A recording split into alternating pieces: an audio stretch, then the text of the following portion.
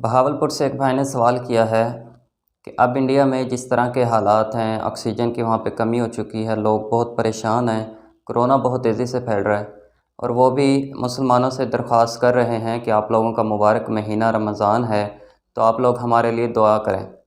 تو بھائی نے یہ سوال کیا ہے کہ کیا ان کے لیے دعا کرنا قرآن و حدیث کی روشنی میں یہ جائز ہے، کیونکہ اللہ نے مشرکین کے لیے دعا کرنے سے منع کیا ہے۔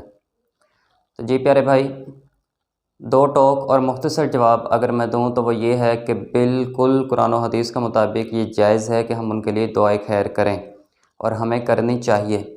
دیکھیں، سب سے بڑی بات یہ ہے کہ مذہب میں سے انسانیت اور خدمت کو نکال دینا تو باقی صرف عبادت بچ جاتی ہے، اور عبادت کے لیے اللہ تعالیٰ کے پاس فرشتوں کی کوئی کمی نہیں تھی۔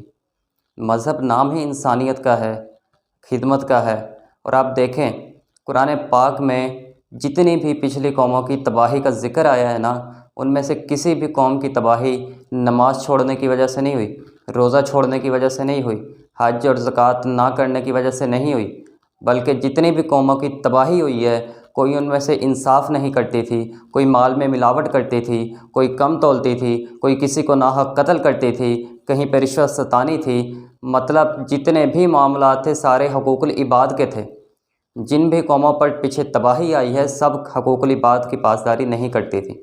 تو اس لیے یہ بالکل بحیثیت انسان اشرف المخلوقات ہونے کے ناطے یہ حق بنتا ہے کہ ہم ان کے لیے دعا کریں۔ رہی بات مفصل قرآن و حدیث کے دلائل کی، تو قرآن پاک سے دو دلائل میں آپ کو پیش کرتا ہوں۔ سب سے پہلی دلیل ہے سورۃ التوبہ کی آیت نمبر 113۔ آیت نمبر 113 میں اللہ تعالیٰ نے نبی کو اور مومنین کو منع کیا ہے کہ وہ مشرکین کے لیے دعا نہ کریں۔ آیت کا مفہوم میں آپ کے سامنے رکھتا ہوں۔ کسی نبی کے لیے اور کسی مسلمان کے لیے یہ جائز نہیں کہ وہ مشرکین کی مغفرت کے لیے دعا مانگے، اگرچہ وہ رشتہ دار ہی کیوں نہ ہوں، بعد اس امر کے ظاہر ہو جانے کے کہ وہ دوزخی ہیں۔ اب اس آیت مبارکہ میں اللہ تعالیٰ نے مشرکین کی مغفرت کی دعا کرنے سے منع کیا ہے، اور آپ کو پتہ ہے کہ مغفرت کی دعا مرنے کے بعد کی جاتی ہے۔ تو یہ ہمارا ایمان ہے کہ اگر کوئی شخص کفر کی حالت میں، اگر کوئی شخص شرک کی حالت میں مر جائے گا، اس کا خاتمہ جو ہے وہ کفر پر ہوگا، شرک پر ہوگا، تو ہم اس کے لیے مغفرت کی دعا نہیں کریں گے، اس کے لیے #RIP نہیں لکھیں گے، نہ بولیں گے، ٹھیک ہے؟ کیونکہ مغفرت کی دعا کرنے سے منع کیا ہے، اور وہ مرنے کے بعد ہوتی ہے، اور حدیث مبارکہ کے مطابق انما الاعمال بالخواتیم، اعمال کا دار و مدار خاتمے پر ہوتا ہے۔ تو جس کا خاتمہ کفر پر ہوگا، جس کا خاتمہ شرک پر ہوگا، اس کے لیے ہم دعائے مغفرت نہیں کریں گے۔ لیکن یہی آیت مبارکہ سورۃ التوبہ کی آیت نمبر 113 کی تفسیر میں سید ابو الاعلیٰ مودودی رحمۃ اللہ علیہ لکھتے ہیں کہ اس آیت کے مطابق ایمان کا تقاضا یہ ہونا چاہیے کہ ہاں، اللہ کا دوست ہمارا دوست ہونا چاہیے، اللہ کا دشمن ہمارا دشمن ہونا چاہیے، اللہ کے ساتھ ہماری محبت بے لاگ ہونی چاہیے۔ تو واقعی یہ ٹھیک ہے، اللہ کا دوست ہمارا دوست، اللہ کا باغی ہمارا دشمن۔ لیکن سید ابو الاعلیٰ مودودی رحمۃ اللہ علیہ اسی آیت کی تفسیر میں نیچے لکھتے ہیں کہ یہاں ایک بات اور سمجھ لینا ضروری ہے کہ یہ جو ہمدردی سے منع کیا گیا ہے نا، یہ جو دعا کرنے سے منع کیا گیا ہے، یہ صرف دینی معاملے میں ہے، دنیاوی معاملے میں نہیں ہے۔ جہاں تک انسانیت کی بات ہے اور دنیاوی تعلقات کی بات ہے، تو پھر چاہے رشتہ دار ہوں، چاہے کافر ہوں، چاہے مسلمان ہوں، کوئی بھی ہوں، وہاں پر انسانی ہمدردی دکھائی جائے گی، حاجت مند کو سہارا دیا جائے گا، جو پریشان ہے اس کی مدد کی جائے گی، ان کے لیے دعائے خیر کی جائے گی، جو بیمار ہے اور جو پریشان ہے، مریض ہے، اس کو کسی بھی صورت میں اس کی خدمت میں کوئی کسر اٹھا نہیں رکھی جائے گی۔ یہ تو فرض ہے بحیثیت انسان اشرف المخلوقات ہونے کے ناطے۔ اور سید ابو الاعلیٰ مودودی رحمۃ اللہ علیہ لکھتے ہیں اس صورت میں بالکل یہ نہیں دیکھا جائے گا کہ کوئی مسلمان ہے یا غیر مسلم ہے۔ اسی طرح اس بات کو مزید تقویت ملتی ہے سورۃ التوبہ کی آیت نمبر 60 سے۔ سورۃ التوبہ کی آیت نمبر 60 میں اللہ تعالیٰ نے زکوٰۃ کے 8 مصارف بیان کیے ہیں۔ ان 8 مصارف میں سے ایک مصرف جو اللہ نے بیان کیا ہے وہ کیا ہے بھلا؟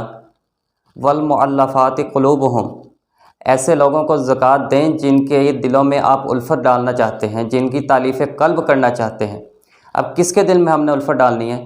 یہ کافروں کے لیے تھا کہ غیر مسلموں کے لیے آپ ان کے دل میں اسلام کی محبت پیدا کرنا چاہتے ہیں، آپ ان کے دلوں میں اسلام کی تعلیمات کے لیے، اسلام کے اصولوں کے لیے محبت پیدا کرنا چاہتے ہیں۔ وہ یہ سوچیں کہ یار یہ کیسی تعلیم ہے دین اسلام کی کہ اس طرح سے اگر کوئی اس مذہب کا نہیں بھی ہے تو بھی اس کی مالی مدد کی جا سکتی ہے، تو کتنا پیارا دین ہے یہ تو اس طرح کسی کے دل میں اسلام کے لیے تالیف قلب اس کی کرنی ہو، اس کے دل میں الفت ڈالنی ہو، محبت پیدا کرنی ہو، اس کو زکوٰۃ دی جا سکتی ہے۔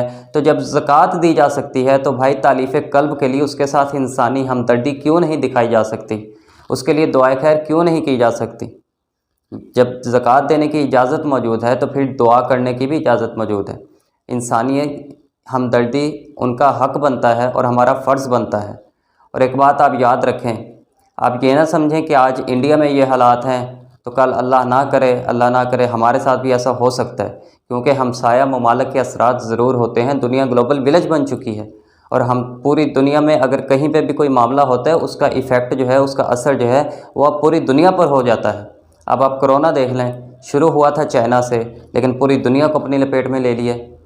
تو اگر آج انڈیا میں یہ حالات ہیں، اللہ تعالیٰ نہ کرے، اللہ ہم سب کو اپنی حفظ و ایمان میں رکھے، لیکن ہمارے ساتھ بھی کل کو ایسا ہو سکتا ہے۔ اور اب اگر وہ خود دعا کے لیے کہہ رہے ہیں، وہ کہہ رہے ہیں کہ آپ ہمارے لیے دعا کریں، آپ کا مبارک مہینہ رمضان چل رہا ہے، آپ کی دعائیں اللہ اس مہینے میں سنتا ہے، تو آپ ہمارے لیے دعا کریں۔ اگر ہم ان کے لیے دعا کریں گے، اللہ تعالیٰ ان کو بچا لیتا ہے اس وبا سے اور اس بیماری سے اور اس مشکل سے ان کو نجات دے دیتا ہے۔ تو اگر ان کے دل میں اسلام کے لیے محبت پیدا ہو جائے آپ کی اسی اعلیٰ اخلاق کی وجہ سے، تو یہ کتنی پیاری بات ہوگی۔ اگر کوئی ایک شخص بھی مسلمان ہو جاتا ہے اس اعلیٰ اخلاق کی وجہ سے، تو یہ دنیا ما فیہا کی ہر چیز سے ہمارے لیے بہتر ہے۔ حدیث مبارکہ سے میں آپ کو اگر دلائل پیش کروں تو ہمارے نبی صلی اللہ علیہ وسلم کا اخلاق کیسے بیان کیا جاتا ہے؟ وہ اپنے پرائے کا غم کھانے والا، مصیبت میں غیروں کے کام آنے والا۔ تو یہ غیر کون تھے جن کی مصیبت میں آپ کام آتے تھے؟ کافر تھے، مشرک تھے، آپ ان کے کام آتے تھے مصیبت میں۔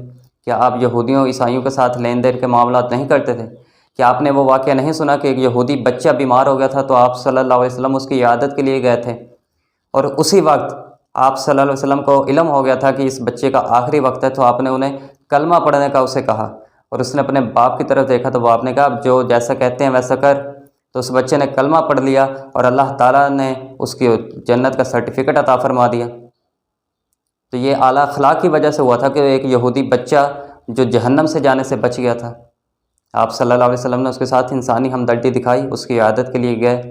کیا آپ کو وہ واقعہ نہیں یاد جب ایک بڑھیا مکہ چھوڑ کے جانا چاہتی تھی اور اپنی گٹھری اپنا سامان باندھ کے بیٹھی تھی کہ یہاں پہ تو محمد ایک شخص آ گیا ہے جو ہمارے خداؤں کو گالیاں دیتا ہے، معاذ اللہ، تو وہ چھوڑ کے جانا چاہتی تھی، اور ادھر سے مزدور کی تلاش میں بیٹھی تھی کہ ادھر سے اللہ کا نبی صلی اللہ علیہ وسلم نماز پڑھ کے آ رہے تھے۔ آپ نے پوچھا ماجی سے کہ کوئی کام ہے؟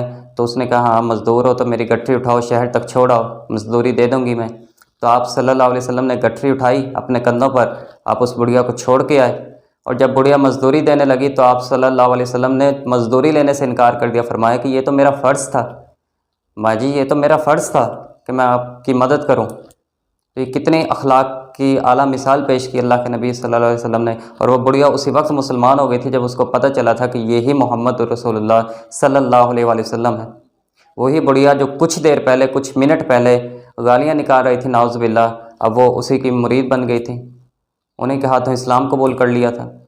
یہ اعلیٰ مثالیں ہیں اخلاق کی، اور اللہ کے نبی صلی اللہ علیہ وسلم کے اخلاق کے بارے میں اللہ نے قرآن میں فرمایا ہے وَإِنَّكَ لَعَلَىٰ خُلُقٍ عَظِيمٍ، بے شک آپ صلی اللہ علیہ وسلم تو اخلاق کے اعلیٰ درجے پر ہیں۔ تو ہم بھی ان کے امتی ہیں، اعلیٰ اخلاق کا مظاہرہ کریں۔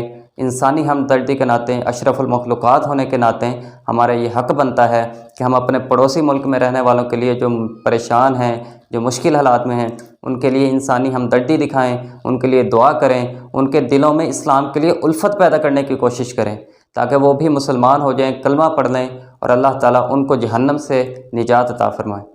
خیبر کے موقع پر آپ صلی اللہ علیہ وسلم نے حضرت علی رضی اللہ تعالیٰ عنہ کو فرمایا تھا نا کہ پہلے انہیں دین کی دعوت دینا، اگر ایک شخص بھی تیری دعوت قبول کر کے مسلمان ہو گیا تو یہ تیرے لیے سرخ اونٹوں سے بہتر ہوگا۔ سرخ اونٹ بہت ہی قیمتی اونٹ ہوتے تھے اس وقت، تو اس سے بھی بہتر ہوگا۔